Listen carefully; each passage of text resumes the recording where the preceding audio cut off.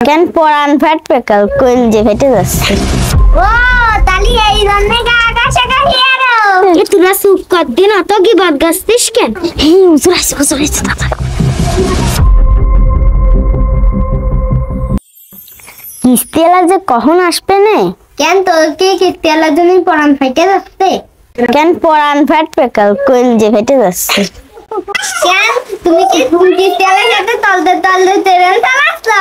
Train কি খালি আমি চালাই, তুমিও তো চালাও, কিছু বুঝি না মনে হয়। আমি তো শুধু তাকাই, তুই তো গা আকাশে গাহিয়ারিস। তোরা তো কিস্তিওয়ালার জন্য মরিস, কিস্তিওয়ালা সোয়া না আছে ও কি থেকে ভাতটা দে?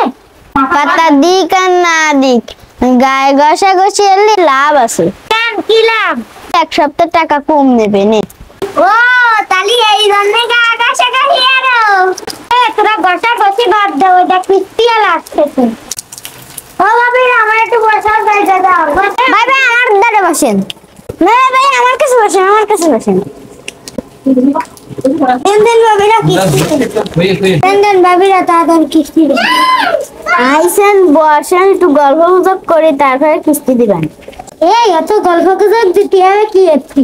কিস্তি দিতে আছে, কিস্তি দিয়ে বাড়িস ভাবি আপনি তো দেখতেছেন কিস্তি দিয়ে জানে ভাই আইতে একটু ভালো মন্দ জিজ্ঞেস করি।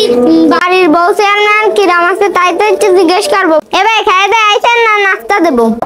এ নাস্তা পানি তো করে আইছে ভাই, আপনার বউ চেয়ারম্যান ভালো আছে? অল্প দিতে গেলে আছে না, কিস্তি কি আনি দেন? কিস্তি দিতেই তো আইছি, তা আপনার সাথে কি রূপ চেহারা দেখাতে আইছি? দেন তাড়াতাড়ি কিস্তি দেন, তা অন্য জায়গায় যাতে হবে।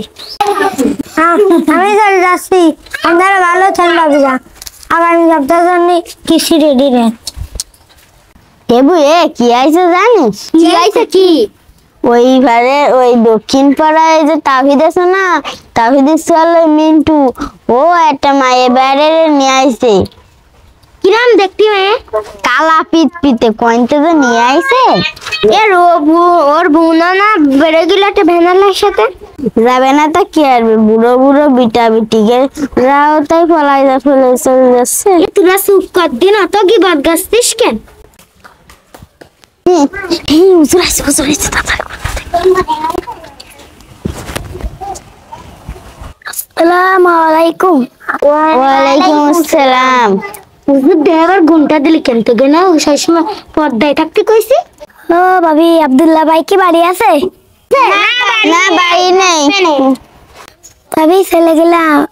আসসালামু আলাইকুম।